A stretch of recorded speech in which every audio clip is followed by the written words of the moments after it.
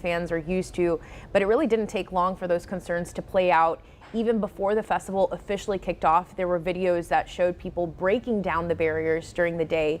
Some people, of course, getting trampled on, which is the video that we have over here. Just crazy to see and how that chaos unfolded. Exactly. This was earlier in the day that people were already kind of concerned about this, and that people running over security barriers. We've now seen that a couple of times there in the Houston area, and we're showing this video right now. So this is even before everything happened with the festival, with the concert, when Travis Scott was already, you could see them already going over fences. And they had knocked down the security aisles that you go through, the metal detectors.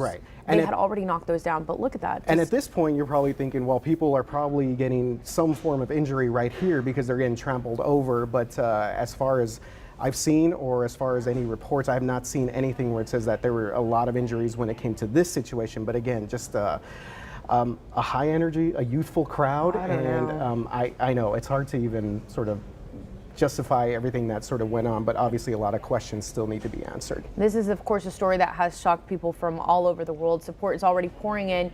Makeshift memorials being created in Houston right outside those gates of Astroworld, and hundreds making it out to Astroworld for a vigil last night.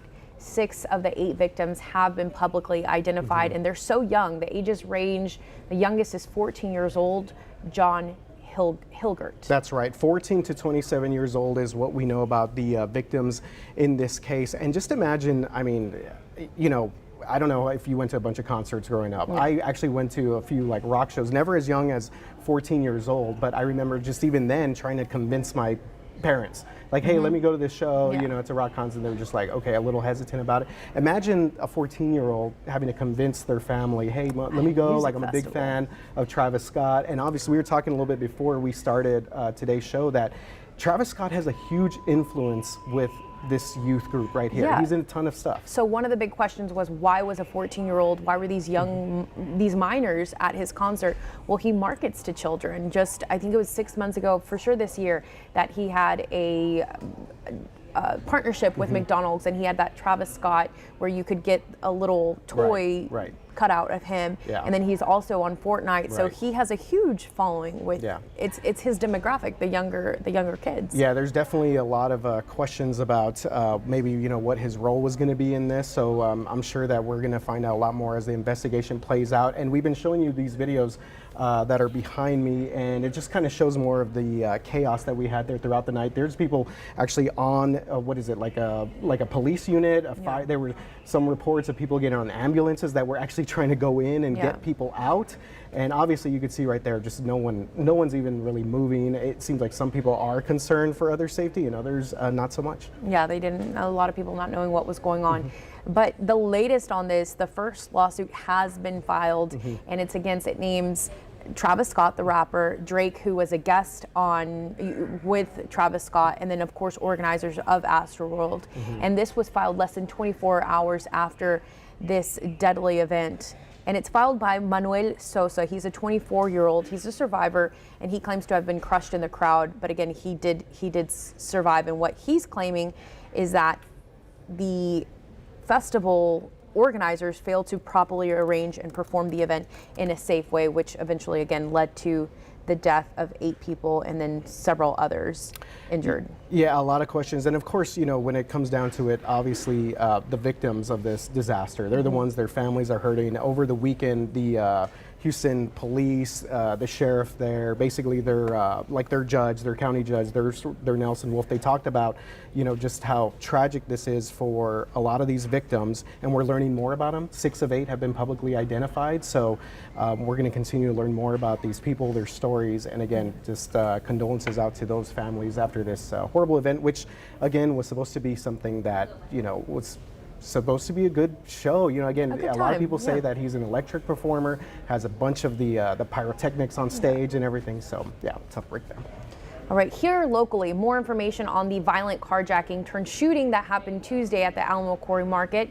But this time, we're hearing directly from the victim, 27-year-old Alana Castañeda. So let's give you a few details here. Alana, she refused to give up her car, then was shot in the face, got up, and then ran for help. So KSAT reporter Lee Waldman spoke one-on-one with Castañeda at her home. In a powerful interview, Castañeda shared what happened that evening. So she had just walked out of the Whole Foods and back to her car. At one point, she looked up and remembered seeing a gun to her head. Castañeda said she complied and got out of the car with her hands raised. But 18-year-old Julio Cesar Rivera II kept demanding her keys. Then he hit her with a gun, and that's when she fought back. And moments later, Rivera fired the weapon. It just happened so fast. Castañeda walked into Whole Foods at the quarry Tuesday evening for a sandwich, like she always does. I grabbed my door with my hand and I felt this presence. And I looked up and there was a gun in my head. This is the hardest thing I've ever been through in my life. But I'm still here and trying to turn that pain into power. And she suffered so many injuries. Castañeda has broken bones. Her hearing is affected, but she has a very positive outlook, as we just heard there. Right, and again, she's going to need more surgeries to reconstruct her face, physical therapy, obviously, to recover, and just probably also the mental part of this too. I mean, you get that close in that sort of situation, and it's pretty sure that there's a lot of trauma. But of course, she's staying positive. She's been very resilient, and if you guys have not seen that story on our website, it's there right now. She has a lot of interesting things to say about the incident, and again, just hopeful that she can recover and sort of, continue on with her life even after this very traumatic thing happened. And she is thankful, first, of course, to her parents who have been with her, but to the community who has supported in raising money to cover her medical expenses and kind of get her back up on her feet. But this next story, welcome back world. Yeah.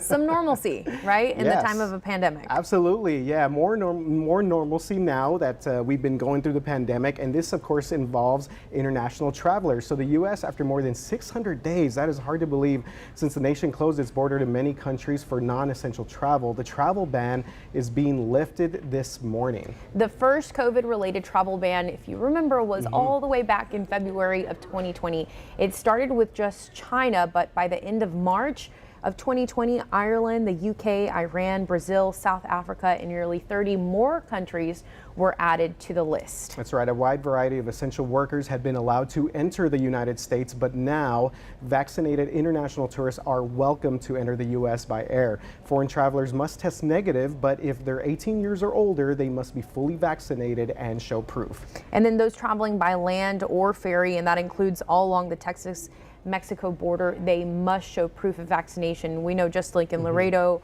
or in McAllen, Reynosa, that border, so many lining up even before the sun came up, just eager to get back, reunited with their families. Yeah, absolutely. That non-essential tourist reasons. Yeah, especially, and as you just mentioned, along the border there, if you were used to visiting family or just going across and be able to come back, maybe just spend the day, going across the border, which my family used to do all the time when we were growing up, that big part is coming back now. So I still remember, I think it was also the day that that the NBA shut down, when I was just like, oh my God, this is like a serious thing. I think former President Trump had gotten on to, he gave like a national address basically saying that they were banning travel from Europe. This was after the ban with China, which we already know had already kind of started the spread there. But I remember the NBA shut down that night, and it was just, it was wild because people were going to the grocery stores, going to H-E-B's and stocking up. And yeah, it's hard to believe that we're at this point right now. 600 days is a long time. Yeah, nearly 20 months later, and I personally know through Instagram several families so eager to reunite with their loved ones in the UK, just international borders, so excited for this ban to be lifted. So good news there. Also good news, the weather this weekend was amazing. It was a perfect weekend. Sarah Spivey, good morning. Beautiful weather. Good morning, guys. Yeah, the weather, it's been hard to complain at all about the weather. It's been gorgeous, chilly mornings, comfortable afternoons. I thought we'd start our weather by asking you guys a weather trivia question. Okay. All right. daylight saving time came to an end, right? Did some of us get an extra hour sleep? Yeah, a little help. No, Sure, yes. I think if you have, young kids, you don't get that extra hour. But okay, so does daylight saving time in the end of daylight saving time, does it affect our weather? Ooh. Yes. Well, it's darker earlier, right? So, no, I guess no. I'm going to say it really does not, except for the fact that it's darker earlier. It's a bit of a trick question, so I can't blame you guys for not knowing the exact answer to it. So, us changing the clocks, that has nothing to do with the weather. The weather keeps on rolling, it's not affected by the clocks, right? But you bring up a good point. It does change our perception of the weather, okay? So the coolest part of the day is usually right before sunrise, okay? So the coolest part of the day happens earlier for us now, right? And the warmest part of the day, the afternoon high temperature, is an hour earlier as well. And then it gets cooler when we're out and about a little bit quicker because the sun sets earlier. So it changes our perception of the weather, but it doesn't actually change the weather itself. So sorry to start with a trick question. Yeah, I've heard a lot of stuff with daylight savings time. I was listening to something where it says that it's really kind of your sleeping patterns and things like that it sort of affects. But I just know it's just so dark now early. Yeah, I know. The sun's going to set at 5:42 tonight, RJ and Alicia. So I also am going to be working on an article on KSAT.com about why we even have daylight saving time to begin with. But yeah, daylight saving time came to an end on Sunday, and at least we got that extra hour of sleep. So also going on around South Central Texas, Wurstfest, right? Oh, yes. Okay, so let's take a look at your Wurstfest forecast. Look at this, a forecast in the form of beer steins. Oh, that is so Nice. cool. It happens. Very cool. So Wurstfest opens at 5 p.m. tonight. It's been going on since this past Friday. So if you're going to be heading out there, know that at the start of the evening, it should be nice and comfortable, but you'll need that light jacket by the end of the evening as temperatures will fall into the 60s. And looking at the 7-day forecast, we're going to continue to enjoy some really comfortable weather. Tomorrow, Tuesday, we'll have a bit more cloud cover, and then a front is going to arrive on Veterans Day itself. Likely going to be a dry front, not rain with this, and that'll allow for our temperatures to get back down. Mornings in the 40s, afternoons in the 70s. So it's going to still be a beautiful stretch of weather here. No real significant chance for rain. Thanks again, RJ and Alicia, for having me on. And in German, to say cheers, we say Prost. So, want to say that to me? Prost. Yes. I saw that in a weather alert over the weekend. Yeah, was that you, Sarah? That was me. Oh, very. It's Wurstfest, and everybody loves Wurstfest, celebrating our many cultures around South Central Texas. Prost. Yeah. Thank you. Yes. Yeah, I'm gonna have to work on that. I love that forecast. The beer stein, a lot of good lagers going on there. I think if you're a Cowboys fan or a Spurs fan, probably did maybe a little bit of drinking. No. What? A little drown your sorrows a little bit after a couple of bad games. Oh my gosh, I do not get that invested. I mean, if they win, woohoo! If they lose, we'll get them next time. But yes. what? Hey, look what we have here. Oh my gosh, RJ. So Friday, if you recall, we remembered RJ is excited about Sunday gaining an hour of being out. Yes. Well, that had nothing to do with the games. Okay, so we're doing Stick Figure Sports. Thank you, Alyssa, for that awesome animation that we just saw there. That was a masterpiece. Yes, thank you. Okay. So you're gonna put those up there. So yes, we're bringing back Stick Figure Sports, and I think they were asking. But you gotta hand me the other ones, RJ. Yes, here we go. All right. Alicia's gonna go ahead and narrate this. So we're calling this segment "Taking All the L's" because we have a sad Cowboys fan right there. Or it's a sad star, actually. It looks like the Carl's Jr. logo for some reason. I don't know what I was thinking there. And then we have the Spurs. So we're taking all the L's this weekend here. So let's go ahead and show the Cowboys one first right there.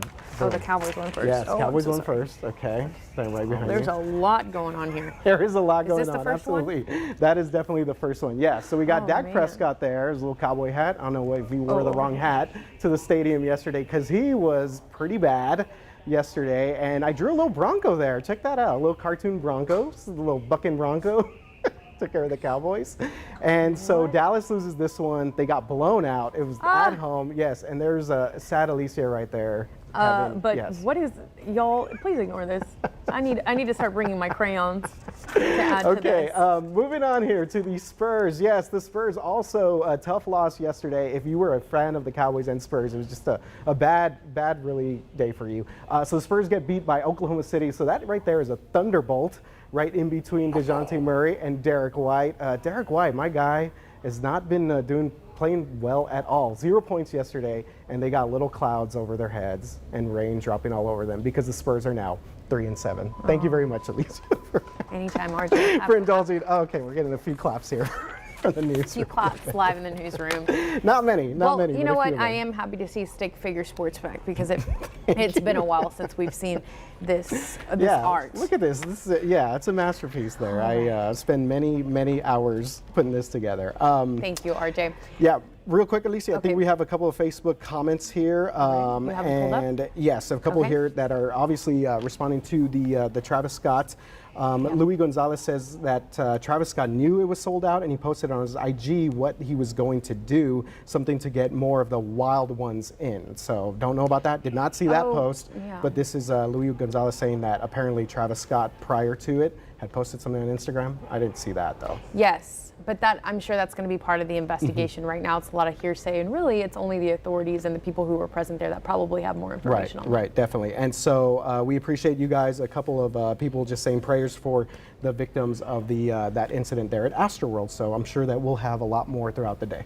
And we'll see you tomorrow here at 11 a.m. Remember that we're streaming KSAT News Now Monday through Friday, 11 a.m.